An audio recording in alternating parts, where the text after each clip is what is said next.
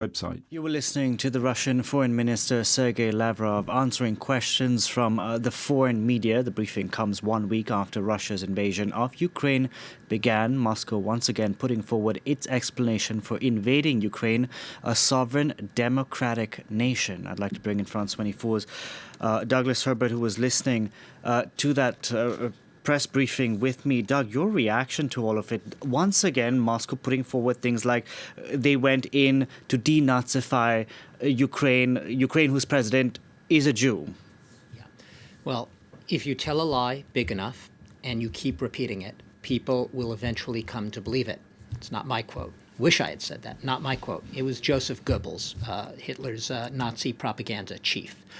I will repeat it. If you tell a lie big enough and you keep repeating it, people will eventually come to believe it. That is clearly the case with a large part of the Russian population who would agree with 100% of what they heard today is the written gospel for them because they've had it drilled into their heads by Russia's heavily censored state-controlled media.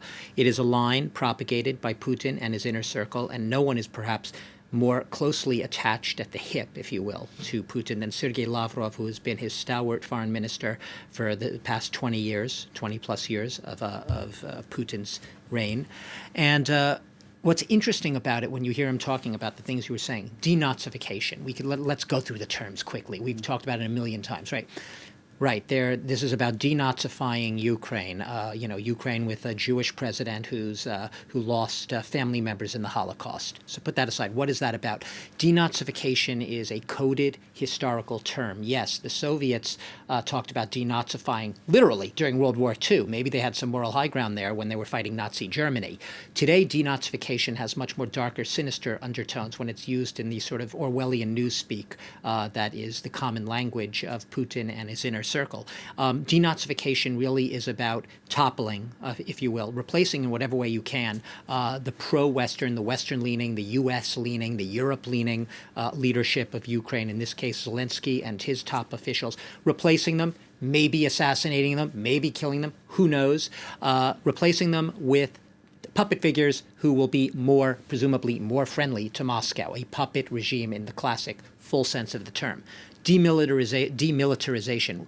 What is that about when you're talking about a country with an army that is a fraction, when I say a fraction, a tenth or less the size of Russia's very mighty military, which has been modernized, to the tune of $450 billion of military spending a year now by President Putin, modernized, Ukraine's army and forces, no matter how valiant and resilient they are, in military terms, they are a pipsqueak compared to Russia. So when you're talking about demilitarization of a country a tenth the size of your military forces posing an existential threat to your own. What is that? That's code term for basically wanting to get rid of Ukraine's sovereignty. Make sure that there is nothing in Ukraine that has any way, shape, or form the mission of trying to ensure that that sovereignty, 30 years long sovereignty, is safeguarded.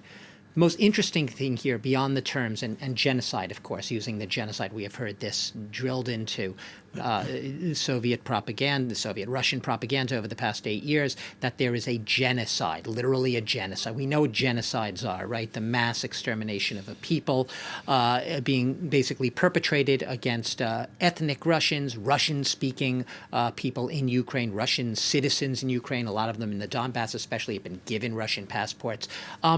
It's hogwash. It is reality detached. The fact is, no one is running towards the tanks. Right. They're seeing the reality. And look, we're seeing the reality because a lot of the Russian soldiers who arrive in Ukraine, many of them 18, 19-year-old, 20-year-old conscripts, have no idea that they were going to be sent into Ukraine. What are we doing here? What's going on? They were lied to by their commanders, their generals. All of a sudden, they're in Ukraine. The scales start to fall from their eyes because they're being, greeted by fierce resistance by Ukrainians who are showing up at great risk to their lives, waving flags, stopping tanks with their bodies, trying to hold back and surround military vehicles. In many cases, handing captured Russian soldiers mobile phones so they could call their parents back home. Hi, Mom, I'm a Russian soldier who's been captured by Nazi forces. Guess what? They're not Nazis after all. They're actually offering me soup and some food to eat, So all of this is just to say, and yes, and I'm being melodramatic about it. I apologize, but it's hard not to be.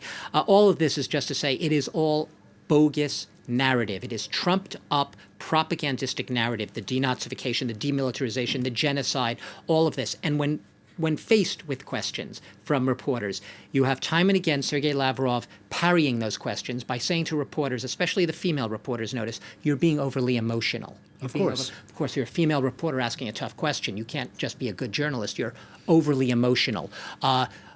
Why did only 4 countries vote with Russia at the United Nations against the resolution asking Russian troops to withdraw? Well, the reason they did that is not because most of the world's countries are horrified at the spectacle of what they're beholding with Russia. Even countries which in the past were inclined to be aligned with Russia, they're actually saying, what's going on here, and taking a step back. No, the reason Lavrov says is because I know the West. I have friends in the West. It's blackmail. They're paying off these countries. They know that these countries, they have interests. They're threatening those countries' interests. You vote with Russia, you'll get your retribution from us. There's no such thing in Lavrov or in Vladimir Putin's worldview, through their prism. There's no such thing as people genuinely believing in, say, democracy. These are all bad words for Putin. Or human rights. You can't genuinely believe in them. Everything has a price. Everything comes with a price tag. If you defend democracy or human rights, you can be paid off. And you could be paid off to vote the right way. So this is the problem here. I actually don't think Lavrov was being cynical. I think Lavrov has been with Putin and has been in that sort of that sphere of Putin's influence for so long. I believe, as the term goes, he's drunk the Kool-Aid. I believe he believes the propaganda to a certain extent at this point, no matter how clever and no matter how bright. And in his view, he doesn't think Russia is isolated on the world stage, even though Russia, yesterday we had the vote in the UN General Assembly. We have Russia being, kicked out of the World Cup at the end of this year, the European Championships. Things are mounting. Yeah, things are mounting. Look, and it's not just sanctions; it's also cultural events. Yeah, he basically, Lavrov said the other day. He said, "You cannot isolate Russia. We have lots of friends." And look, the vote at the UN, put aside the West paying off people to vote with it. That's bogus too. I think most rational, intelligent viewers will see right through that. It's transparent. So that means Cuba and Venezuela. Look at the countries that voted with Russia at the UN. Just look at the list: Eritrea, North Korea, Syria, and Belarus. Yeah. Those are the 4 countries in the world. Yes, 35 countries abstained on this resolution. 35 is not that much in a UN membership of 193 countries. 141 voted for the resolution. And among the countries that abstained were some giant ones. Well, China, non-interference. India, Iraq, Iran, they abstained. Vietnam abstained. But also countries No, Vietnam did not. I have to check on that. But countries that did abstain included, states that have been traditionally close with Russia, states like Cuba, states like Venezuela. Exactly. They abstained. So that's the whole point there. Right now you are having generally, I use the term scales falling from the eyes, and I was using it with reference to Russian soldiers who were showing up in Ukraine and being captured and all of a sudden being really just baffled by what's going on because they're seeing the reality on the ground and it's very much at odds with what they have been told or lied to about by their own commanders in their own state TV. And a lot of I think a lot of that is happening with the rest of the world now. Countries that in the past have sort of in a knee-jerk fashion just automatically aligned themselves with Vietnam Russia. abstained. Vietnam abstained, thank you. Countries that have aligned themselves with Russia just often for geopolitical reasons to align themselves against, to be an adversary of the U.S. or Europe, are saying, you know what, this is a Rubicon. We draw a line here. In this case, we simply cannot, no matter what our geopolitical leanings are, we cannot align ourselves with Russia on this issue.